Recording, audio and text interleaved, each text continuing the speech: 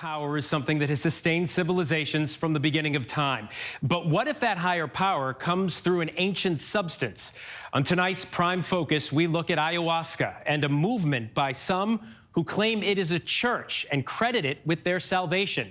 Our Trevor Ault traveled to California and attended a service. Hummingbird Church is not a normal church. It has no steeple, no stained glass windows. It's just a converted barn in the backyard of someone's house. But Hummingbird Church does things a little different than a traditional church. Instead of reading from a sacred scripture, this church serves ayahuasca,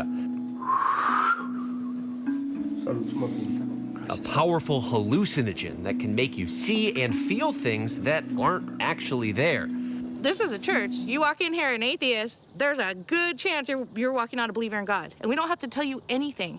Courtney Close founded the church 3 years ago. And yes, this is a real church. Is this legal? DMT is an ayahuasca, and that's a Schedule I narcotic. Right. And that is illegal.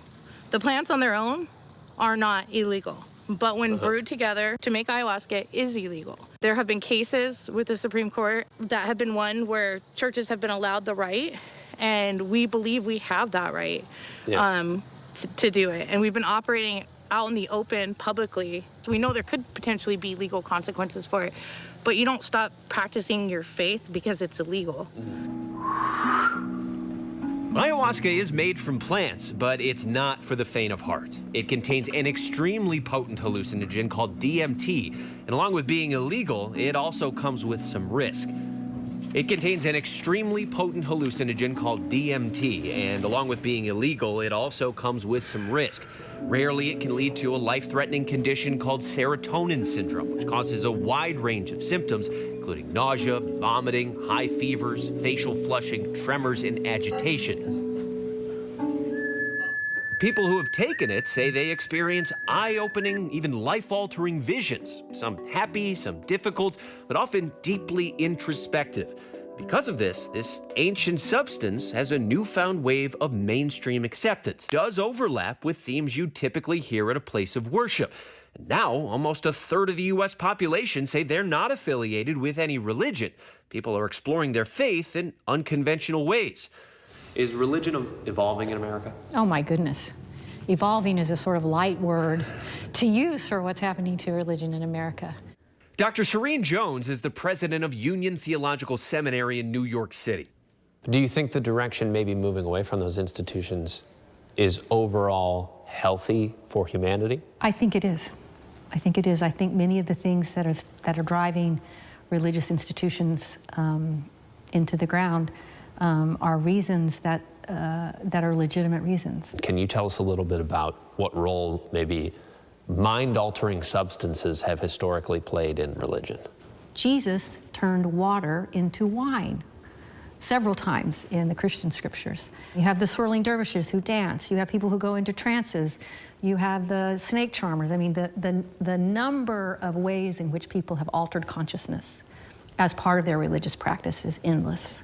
Religious communities have gathered in all sorts of spaces and gotten together to do all kinds of imaginable things to experience the divine. So that's not new. In the United States, ayahuasca as a religious ceremony is a relatively new reality.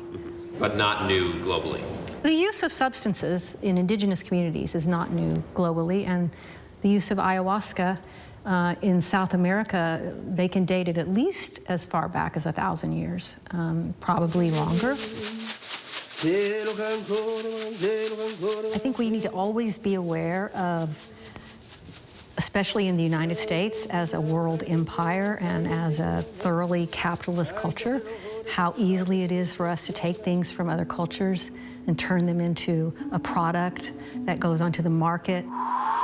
I think we need to be very careful about that kind of commodification of a deeply embedded spiritual practice.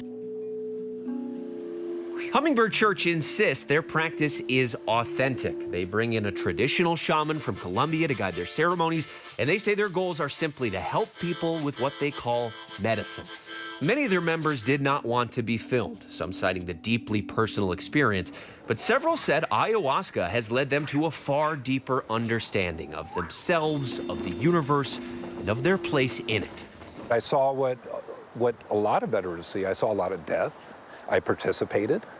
I was a rescue, in the rescue service, and so my job was mainly saving lives. I still am, suffering from PTSD, and I was not having success with the medications. And some veterans called me up, friends of mine, that told me about a new way they're treating PTSD through ayahuasca. It improved the quality of my life considerably. I grew up religious. I grew up going to a Christian church. I was part of the youth group in church growing up. I was part of the chorus. But there was something there that always made me feel like something was wrong, like I didn't fit in. And, you know, being condemned for certain things. I'll never forget my first ayahuasca retreat, my first ceremony.